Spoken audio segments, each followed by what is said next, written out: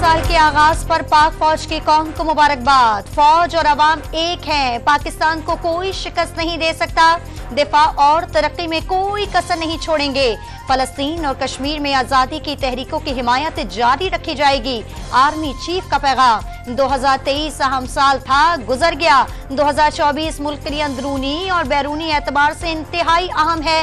रोशन मुस्तकबिल आने वाली नस्लों का मुंतजर है। ISPR का बयान। नई उमंगों, नए वलवले और नए जज्बे। साल 2024 मुल्क भर में शानदार आगाज।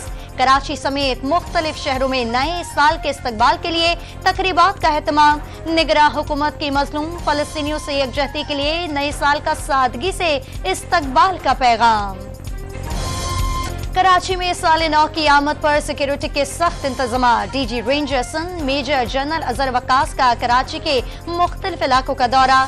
एडिशनल IG CVU पहुंच गए। DIG ट्रैफिक और आला पुलिस अफसरान ने इंतजामात पर ब्रीफिंग दी।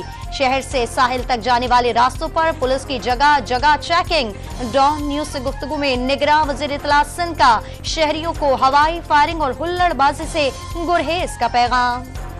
साल नौ के मौके पर मुल्क भर में हवाई फायरिंग और आतिशबाजी पर पाबंदी। शहरियों की आगाही के लिए मसाजिद से भी ऐलानात। पंजाब भर में वन व्हीलिंग करने पर हवालात की सैर करना पड़ेगी।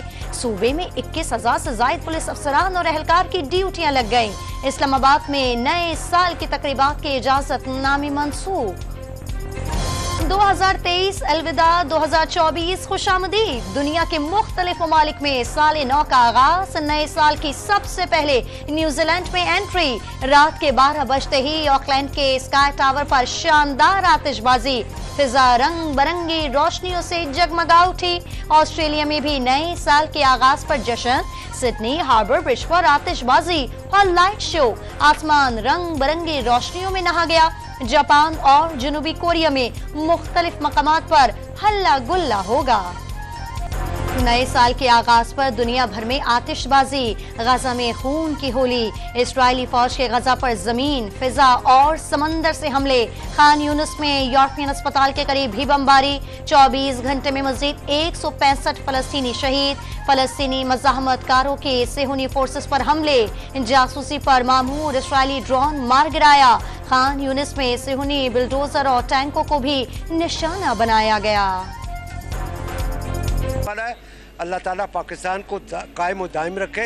इलेक्शन सही टाइम पे हो जाए, शफाफ हो जाए और अल्लाह मियाँ पाकिस्तान को तरक्की याफ्ता मुल्कों में शामिल करे। कौन सी न्यू ईयर भाई, वहाँ फ़लस्तीन में लोग मर रहे हैं, आप कौन सी न्यू ईयर मना रहे हैं? सबको नया साल मुबारक हो, लेकिन ये मुबारक साल नहीं होगा जब तक पूरी दुनिया आज़ाद नहीं होगी। नए साल के आगाज पर फनकार बरादरी की कौम को मुबारकबादें। आने वाले साल इलेक्शन से मुल्क की खुशहाली की उम्मीदें। फलस्तीनियों से यकजहती भी जरूरी। नए साल की आमद पर पेट्रोल और डीजल की पुरानी कीमतें बरकरार। पेट्रोल की फी लीटर कीमत 267 रुपए 34 पैसे और डीजल की कीमत 276 रुपए 21 पैसे बरकरार रहेगी। मट्टी का तेल 2 रुपए 19 पैसे फी लीटर सस्ता। लाइट डीजल की कीमत 1 रुपए 11 पैसे महंगा।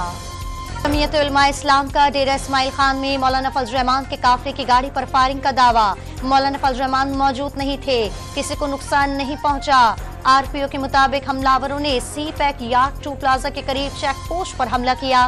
पुलिस की भरपूर जवाबी कार्रवाई पर मुल्जिमान फरार हो गए। मौलाना फजल रहमान की गाड़ी पर फायरिंग नहीं की गई। गैर मुल्की असलहे से लेस मुल्क दुश्मन अनासर अवामी कायदीन को निशाना बनाकर दहशत फैलाना चाहते हैं। पूरी कौम फोर्सेस के साथ मिलकर पाकिस्तान दुश्मनों को सफाई हस्ते से मिटा देगी। शहबाज शरीफ की मौलाना फजल रहमान के काफिले की गाड़ी पर फायरिंग की मजम्मत। चेयरमैन सेनेट का मौलाना के बेटे को टेलीफोन खैरियत पूछी। पाकिस्तान में होने वाली दहशतगर्दी में अमरीकी असलहे के इस्तेमाल के सबूत फिर बेनकाब। कलदम बलोच लिबरेशन आर्मी ने अमरीकी साख्ता हथियारों से नोशते और पंचकोर में FC कैंपों पर हमले किए। जोब, गैरिजन, चित्राल, मियावाली में भी यही हथियार इस्तेमाल हुए। अमरीकी इनखला के वक्त 3 लाख हथियार अफगानिस्तान में ही बाकी रह गए थे। पेंटागन का एतराफ।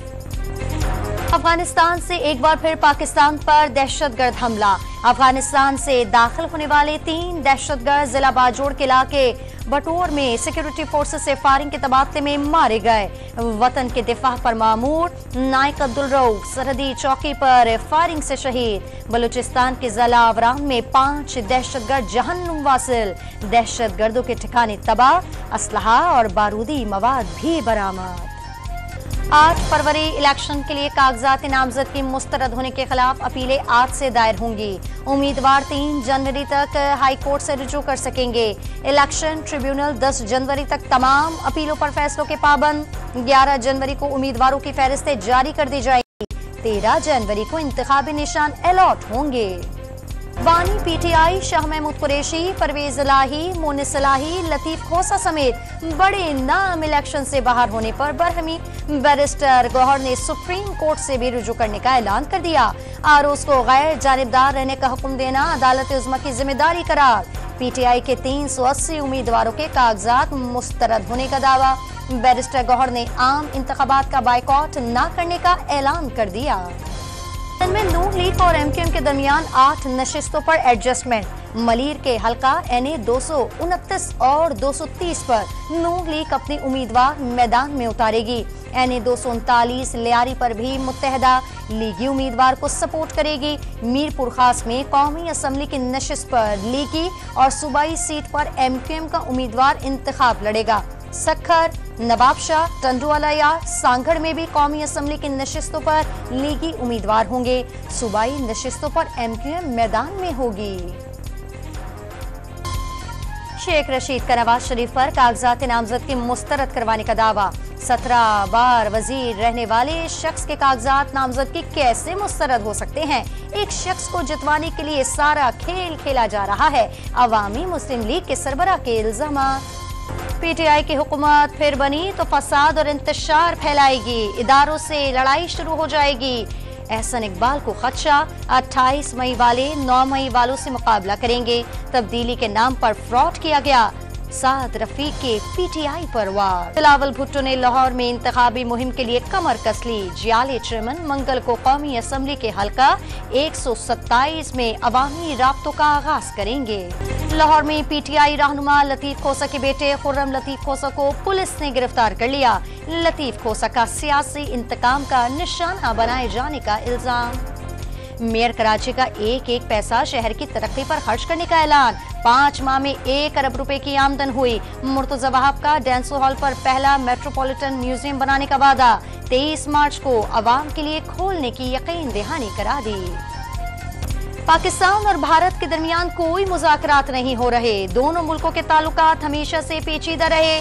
जज्बाए खैर सगाली के तहत भारतीय माही गिरोह को रिहा किया। सिख यात्रियों को वीजे जारी किए गए। तर्जुमान दफ्तर खारजा मुमताज ज़हरा की डॉन न्यूज से खुसूसी गुफ्तगू। गुड्डू पावर प्लांट में धमाके के बाद हाई ट्रांसमिशन लाइन से मुअत्तल बिजली 22 से ज़ायद घंटे बाद भी मुकम्मल बहाल न हो सकी। सिंध, पंजाब और बलूचिस्तान में मुख्तलिफ अजला मुतासिर। लाहौर से टीम के पहुंचने के बाद बिजली की मुकम्मल बहाली का इम्कान। शिकारपुर के इलाके खानपुर के कच्चे में पुलिस की कार्रवाई। डाकू 15 रोज कबल अगवा किए गए 4 अफराद को छोड़कर फरार हो गए। लाहौर के इलाके चौंग में खातून ने जायदाद और नई शादी के लिए सास, ससुर और नंद को कत्ल करके जला दिया। शौहर घर से बाहर होने की वजह से बच गया। वाक़े को हादसा बनाने की कोशिश सीसीटीवी फुटेज ने नाकाम बना दी। मुलजिमा का मौजूदा शौहर के साथ मिलकर अपने पहले खावंद को भी कत्ल करके जायदाद हथियाने का एतराफ। रहीम यार खान शहर और गिरदुरवा में शदीद धुंध के डेरे। मोटरवे M5 को रहीम यार खान से मुल्तान और रोहड़ी तक बंद कर दिया गया। GT रोड और राब्ता सड़कों पर भी हद देने का काम। यार ने 1 माह में 1000 अरब रुपए से जायद का टैक्स जमा करके नया रिकॉर्ड कायम कर दिया। पहली शशमाही में वसूलियां 4468 अरब रुपए हो गईं। अहमर में अमरीकी फोर्सेस का माल बरदार बहरी जहाज की इमरजेंसी कॉल पर कार्रवाई। गनशिप हेलीकॉप्टर से फायरिंग करके यमनी हौसियों के 3 बोट्स तबाह करके 10 हमलावर को हलाक कर दिया गया। 1 कश्ती फरार होने में कामयाब। ऑस्ट्रेलिया से 2 टेस्ट लगातार हारने के बाद कौमी टीम की सिडनी आमद। टीम आज और कल प्रैक्टिस सेशन में हिस्सा लेगी। तीसरा टेस्ट 3 जनवरी से शुरू होगा।